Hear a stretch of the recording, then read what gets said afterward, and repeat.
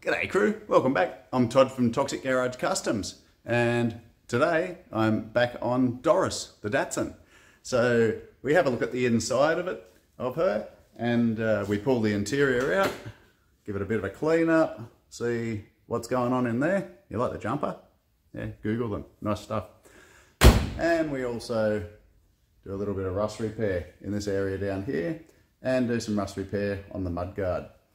So the plan is that we're going to keep working on Doris for as much as we can, so that we can get her prepared, so that we can get her into paint, because she will look better in paint. So watch the video, see what we do, and there'll be some future videos on other things on Doris. So anyway, I'll catch you at the end. Don't forget to like, comment and share, subscribe and all that sort of good gear as well, because it helps. I'm up to 460 subscribers, which is massive. I love that. I'd like to get the 500 mark. 500 means something, 1,000 means a lot, 100,000 means something. 500 would be great. In fact, 461 subscribers would be great. I'll catch you at the end of the video, and hopefully if you're not already, you'll be a subscriber by then. See you then. Back into it, another day. So I'm actually just about to fill this empty space with Doris the Datsun. That's of course if Doris the Datsun will start for me, because Doris has been sitting there for a little while and I think the point's closed up or got dirty or something. But in the meantime, what's happening is all sorts of noise and commotion. But Sam is working on Clive, the GMC. He's fixing a little spot of rust that's in the firewall and making good progress there. So he's got the little finger file stand thing, that thing in his hand, and just cleaning up a little patch on the firewall there, which is coming up well. And thank you, Sam. And on to the next step. So I'm going to work on my own project for a while. Going to let Sam work on the GMC, and we'll see what sort of commotion we can make. Okay, after much mucking around, we've got the Datsun in here. So we did a bit of a car shuffle, got the two XMs under the hoist, one above the hoist, and we got Doris the Datsun, the smallest car in the fleet, in a space which may not show in the video, but let's have a look. She's got more room than you could possibly need. So I did try to just put these wheels on, which are quite a bit bigger. They're 15s or 14s or something, but they don't fit different stud pattern, which is a shame. I thought it would have looked good with bigger wheels, but we'll worry about that later. So months ago, I started doing the rust repairs on here and on the mud guard, which is under there. And I had grinding dust all over it because it was in here and it really didn't matter. And then we rolled it out of the way so we could get Clive into the workshop.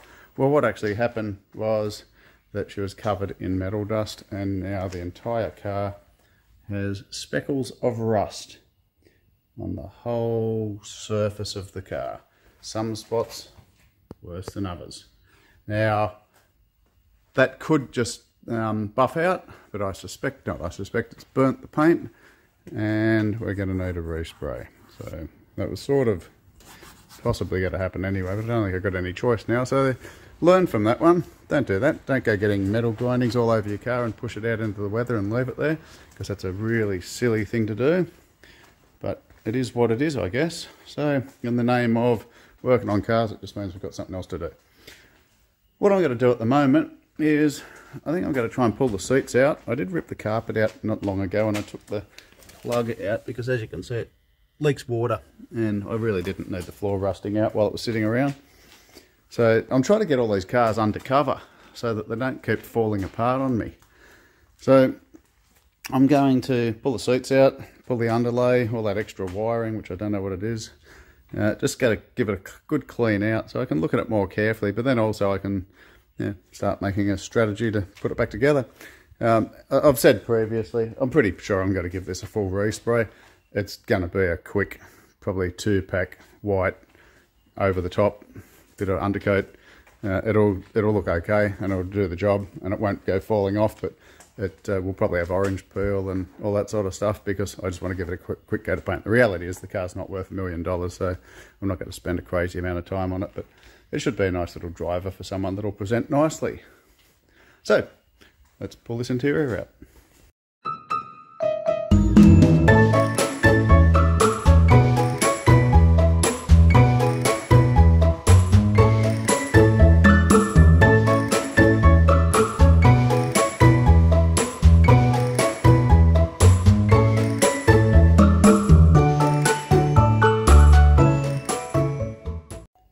Okay, well it was pretty easy.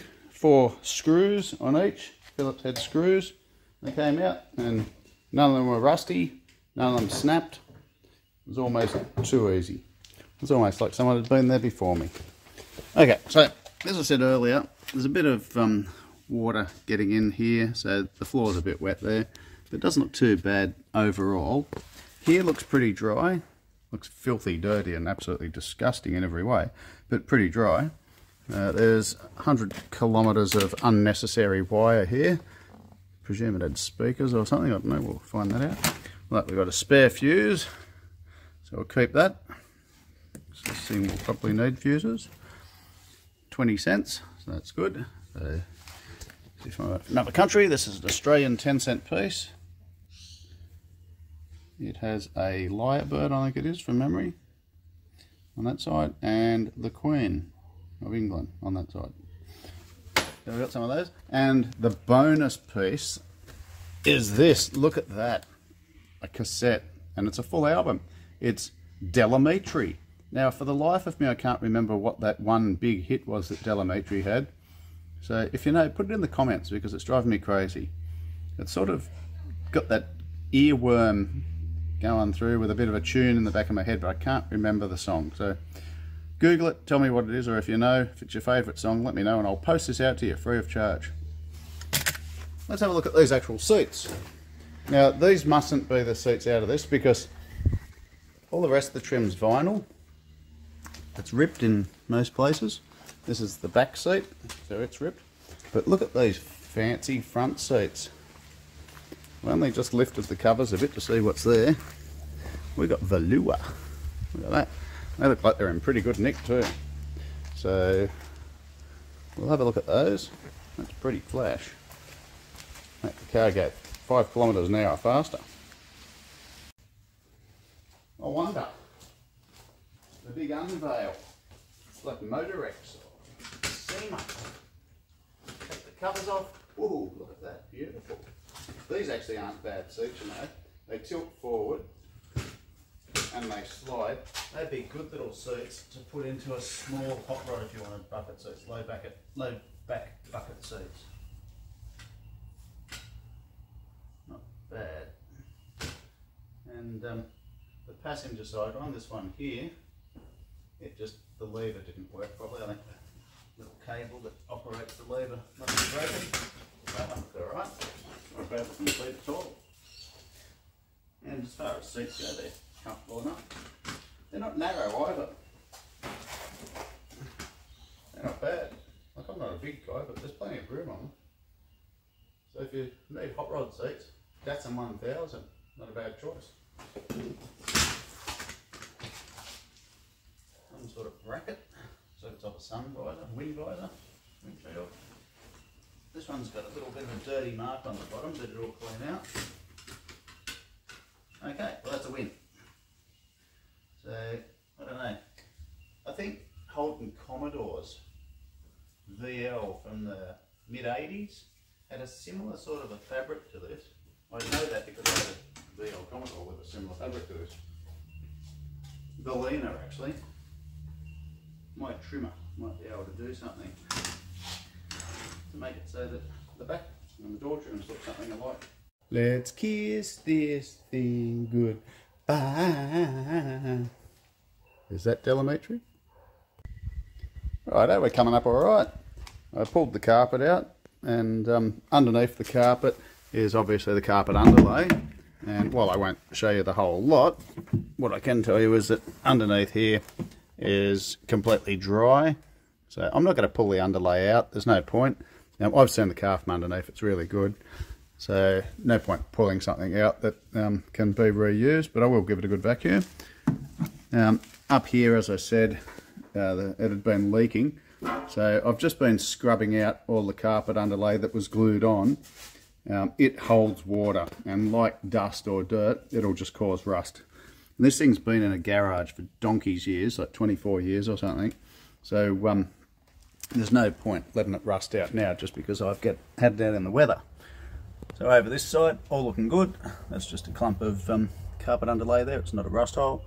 So while it looks dirty, it is all good. So I took the back seat out. I'd previously given that all a good clean in there. I actually stuck the hose in there, pulled all the plugs out of the floor and everything. So I've got those up on the dash there. So it's all coming up pretty well. Now, again, I've got the seat cover sitting in the back here. I've given this a clean and a scrub in the back before. Still needs a lot of work, but it was putrid. But protected. I think it was protected because it had so much oil and grease and stuff all over it. So it's coming up well. This is the remnants of the carpet underlay from the driver's side. Now, if it's not immediately obvious, this is not what you want sitting in your car. That will rust the floor out. So one piece of advice I can give you, if your car leaks, at least pull those plugs out of the floor, but try and get rid of the underlay of the carpet. You don't want that sitting there just rusting your floor out. And once again, while filthy dirty, the carpet's actually in really good condition. The back carpet, the front carpet was completely rotted out, which is no surprise. But what I like about this is, it is the original carpet, so I'm going to clean it, we're going to use it, we'll try and match the front. It's got the push studs here to hold it in place. And they're all intact, as are the points that it clips into in the car. So, I don't know, little things like that turn me on. So, we'll keep that. Just getting back into the rust repairs. So, this is a little piece on the right-hand guard, driver's guard, or the inner guard I should say. The plenum it might even be. And you can see there was a few spots of rust here. I'm just going to cut this out. I've had to overcut it and that's fine. Just going to cut that out and I'll try and form up a piece that's of similar shape to that. The reality is it's underneath the mud guard, so if it's not exactly the same it doesn't really matter. I'm not going to go unstitching part of this to repair it or anything. I'll try and do the best repair I can without pulling it all apart any further. So I'll cut this diamond out, make it up, and put it back in. Hopefully, I think it's going to be a bit thin up the back here, so hopefully I don't have too much trouble welding that. Okay, so I've got that piece cut out, and slight change of plan now. You may notice that inside there's a couple of rust holes. So that's behind the area I've just cut out. So it's in the A-pillar, I guess, and it will probably be letting water into the cabin, which might explain one of the leaks. So I could go through and remove the welds down here. So just to explain, I need to get in there. So I could remove this whole piece here so that I can get in there. So there's spot welds along here. There's some welds through there. But rather than take out all these spot welds and just unpicking more errors, more issues I should say, what I'm going to do, I'm just going to cut these few welds here. I think there's a couple of spot welds down here, and I'm literally just going to cut this through here or through somewhere to create some access. I'll fix those rust holes and then I'm just going to weld this back in again. I think it's the easier way. I know a coach builder, which I am not, or someone like that would just drill the spot welds out and say be done with it, but I don't know. Just seems like more work to me, unnecessarily.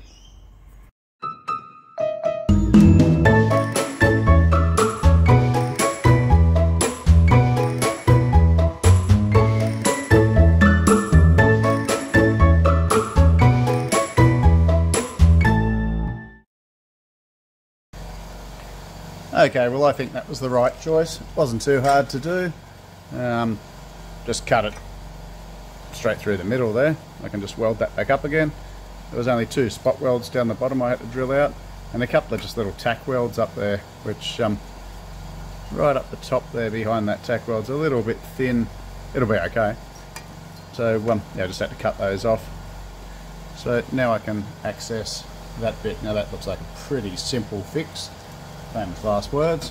So I'll try and cut up as high as I can into here, cut out that piece and just fabricate something that resembles that. It'll obviously be bigger than that because there'll be thin metal through here, so I'll make it bigger and I'll fix it up, and then I can sort of clean this area up as well. So the fear of unpicking things is finding more stuff, but hopefully that'll be okay.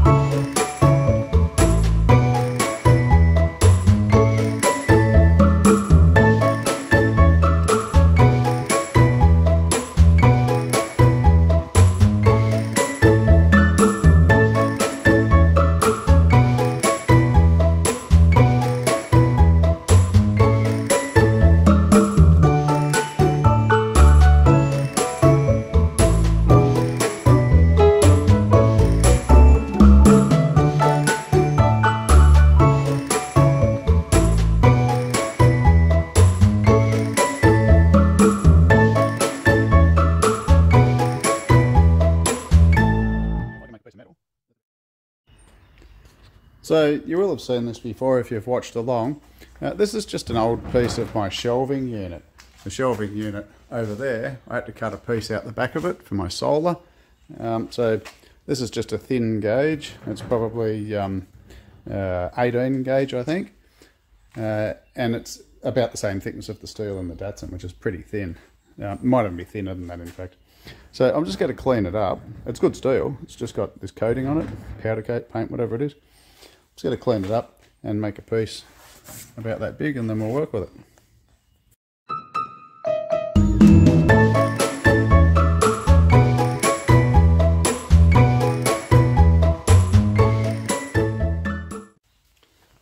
Okay, so I've cut something up there that roughly resembles the shape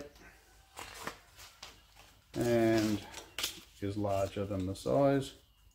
So I've got myself some excess metal around the sides there. So I'm going to put that in position and sort of bend a bit of shape into it, and then we can work out how much, and then we'll cut out the panel and we work out how much of this we need. I'll see if I can just manipulate this shape without having to worry about templating it.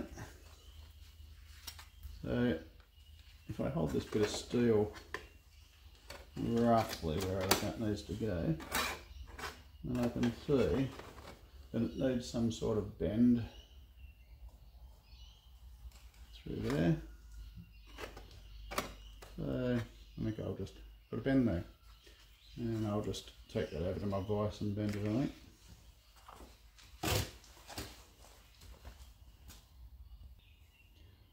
Roughly speaking, it needs to be about a 90, and it's a pretty rounded sort of a curve, so I'm just putting that line into my jaws. I'm just going to put it slightly above, because what I want to do is make it so it's not too sharp, and I wonder if I just get a screwdriver or something Maybe I'll clamp the screwdriver in there.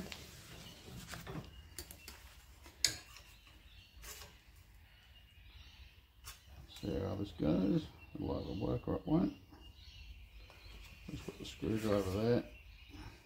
Find it, clamp the finger in there.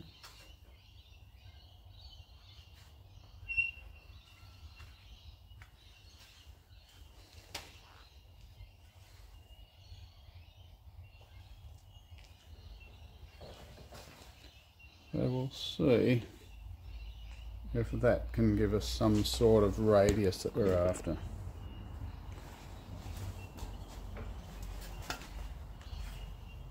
I'll just do it by hand. That light's not going to be too sharp. I just want a rounded sort of a curve, rounded sort of a bend.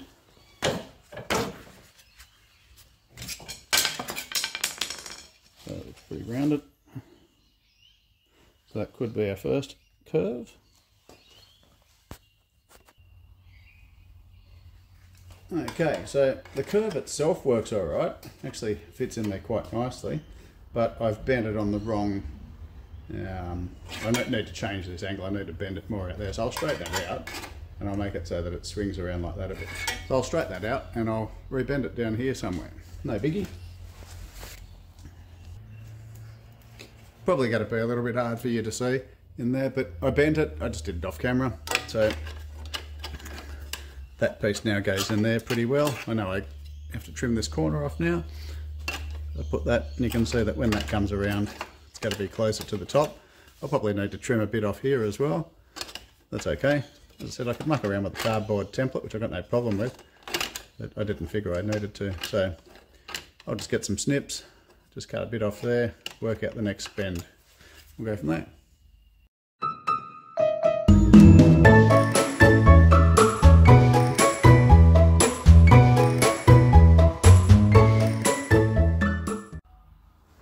Okay, so I've just got that formed up there, pretty much hand formed it. I've just got a little piece of angle iron, or sorry, little piece of metal that I use this thing just to shape over, and I've got a hammer there as well. So I've just been putting it there, bending it, putting it there, bending it, putting marks and so on. It's pretty close to the shape, so I'll just clean that up on the edges a little bit, and then I will overlay it and I will cut out as close as I can to that shape, and I think that should be pretty close.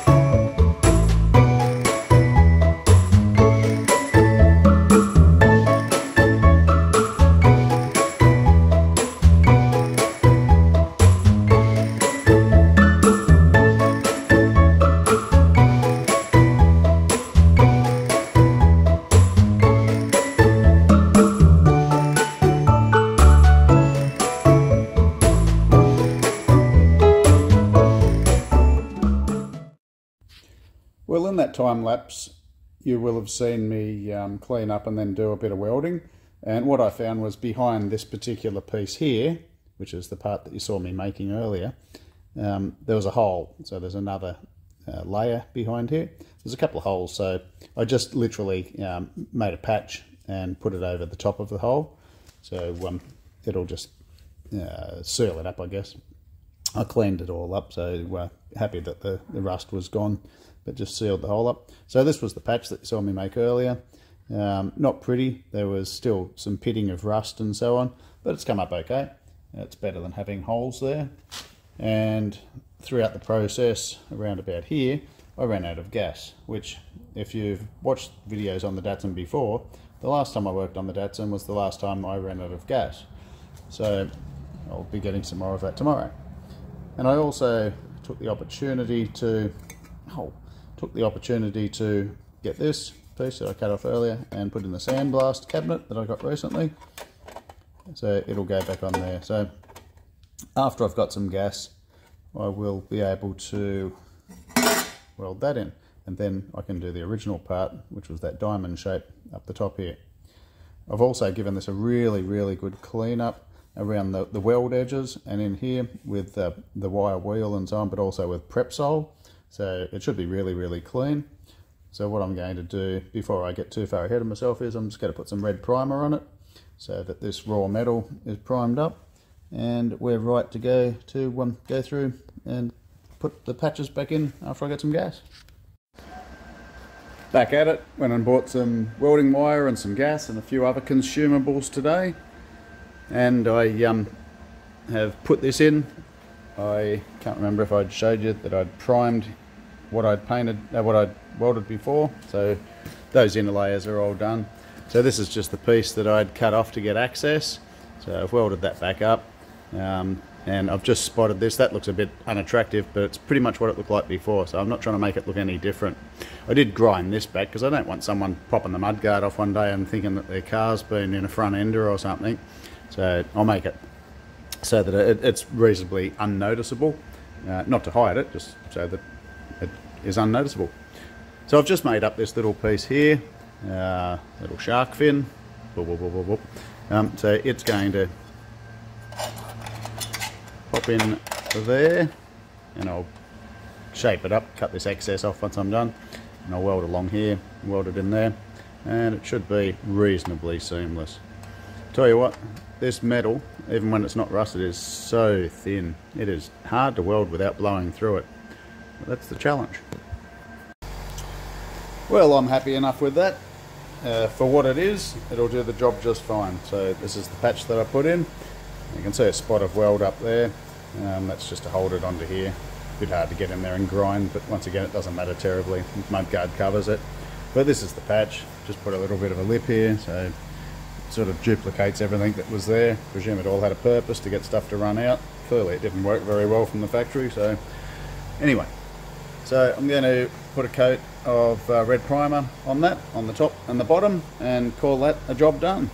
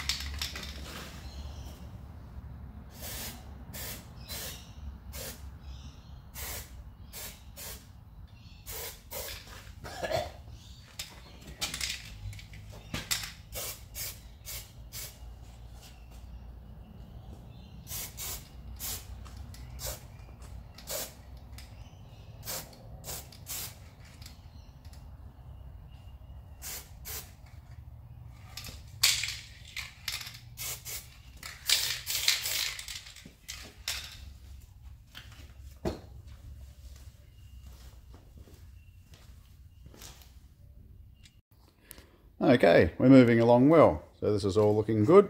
Looks pretty seamless to me. Been working on the guard.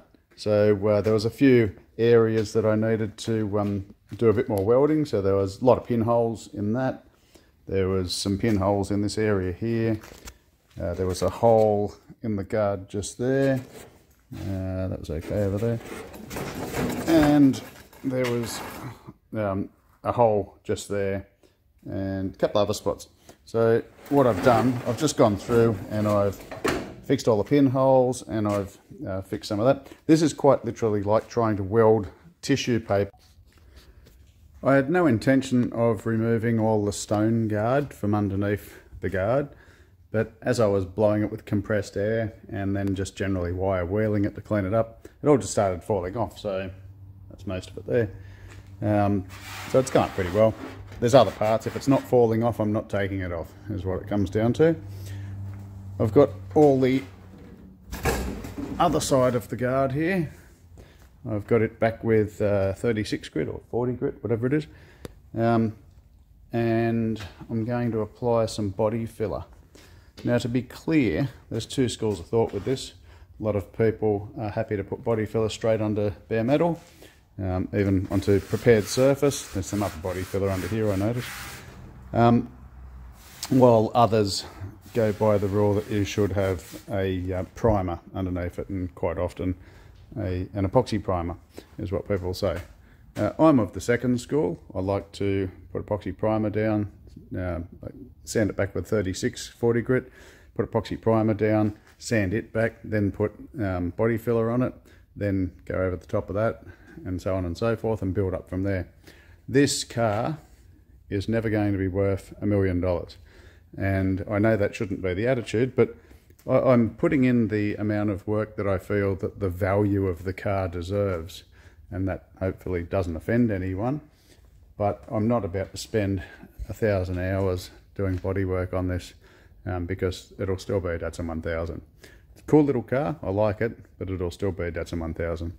So hopefully my body filler's okay. I haven't used it for ages, so I'll mix some of that up, lather it on, and get to the sanding and preparation stage. I don't think anyone likes body work, and I'm with them, but it's what you got to do. Well, I forgot to turn the camera on, but I've put the first coat of body filler on here. You can see from the amount of dust on the ground there, I didn't put much on. I know Bad Chad, for example, likes to lather his car in body filler and sand it off. I haven't got that sort of money to waste it, quite frankly.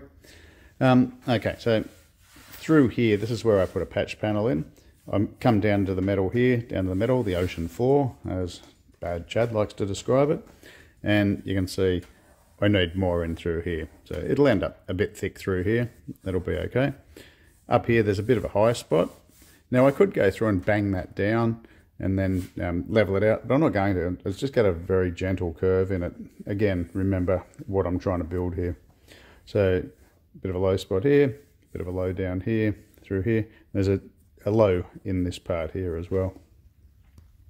Not too bad up here, a little bit of a low just there, a little bit of a low here. Need to blend it out a bit through here. The front here where I did some panel beading, the line's not too bad. I need to put some filler in here just to blend this out. It's got a bit of a curve through here. And check the other guard. Yeah, I think it's probably a natural curve actually. Yeah, so it just needs to be built out through here a bit. I'm just putting masking tape along that body line, sanding one side, taking it off and then sanding the other side, just to try and get a sharp line. And also so I can read it. Now this was banged in through the front here and all through here, so it's coming up all right. Just need a little bit more in through here. So overall not too bad. Now I did notice there was a piece of steel missing through here from rust. I actually cleaned it all up. I wasn't going to weld it up to where the indicator goes. So there's actually no rust there, but there's a little bit of steel missing, but it won't be seen. So not too bad overall. So I'm going to mix some more up. And I might just go through with a pencil and just make sure that I identify some of the points where I need to go. I can run a ruler over it to do that. Oh, just while I think of it, I'm using this, what are they called? Speed file. And I've just got 40 grit sandpaper that you'd use for a house on it. Why? Because I got a roll of it for free, and hey, it just chews it off quickly. So I'm just shaping it in the first place, and then I'll work down to finer grits afterwards. And I did jump onto my orbital for a little while, random orbital, just to feather out the edges a bit. Okay, let's put some more body filler on.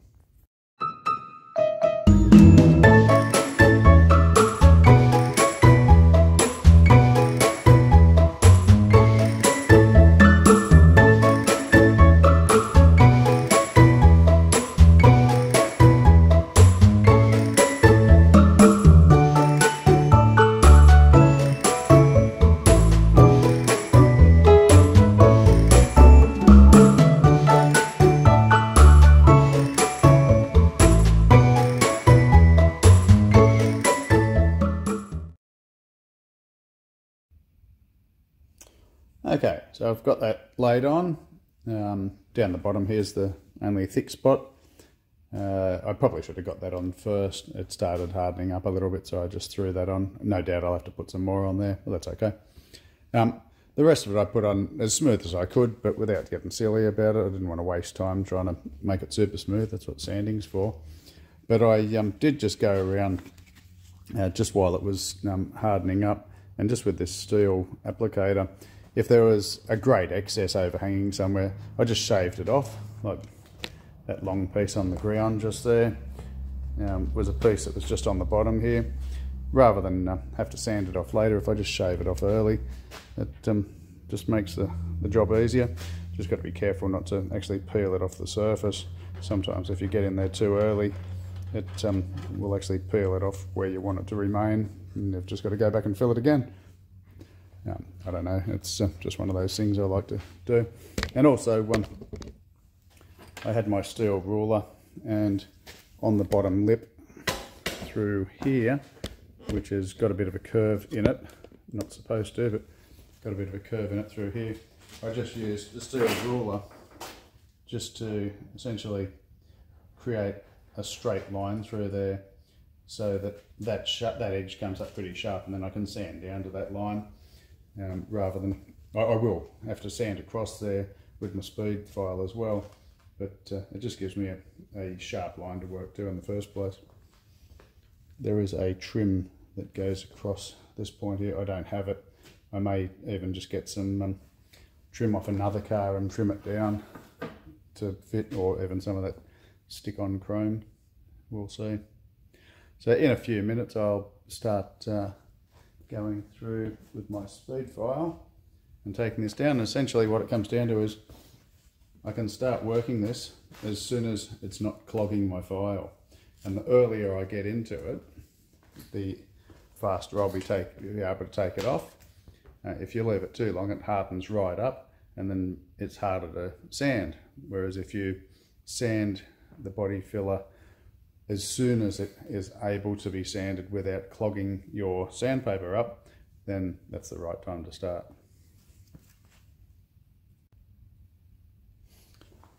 So it's only seconds since I made that last part of the film. I just ran this over it a couple of times, and already I can see that it's okay, it's not clogging my paper, but also I can see that I'm sanding the end here and the end here, and I'm not touching the middle. So I'm just going to quickly make up another batch and just put it on through there, and I might actually grab a ruler to see what sort of depth I need. Yeah, a couple of mil. It was pretty bent through there. So I'll mix up another batch and I'll pop that on there. But the rest of this is pretty much ready to go. So I'll quickly throw that on, and then I can start sanding that other stuff off.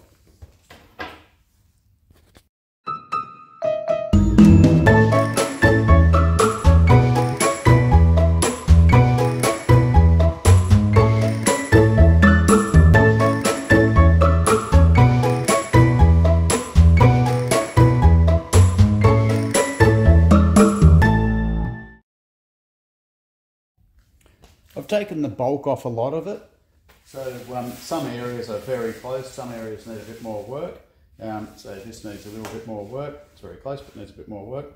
So I've taken the bulk off, but now I've just run a masking tape line along the body line here, and I'm going to sand up to that without touching the sandpaper. So as soon as I see the sandpaper start getting sanded away, then I back off, and I can get a nice sharp line. Then once I've done that, and I'm happy that I've gone as far as I can with this side, then I will lay a masking tape exactly next to that one, and then peel this one off, and I'll work back towards that side.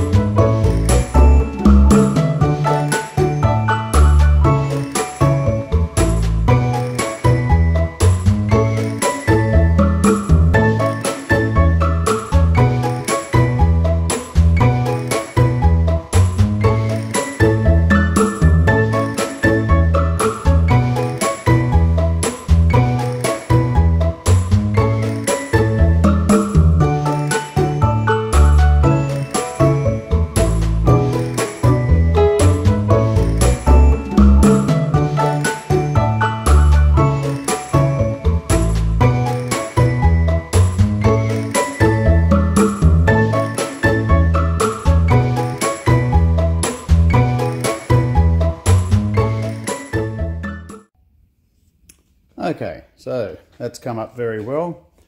Got to put a little bit more in there. So you can see I've sanded to here and here. Still a bit wavy through there. So it's like 1/4 of a millimetre that needs to go in there, but it looks like 3 feet.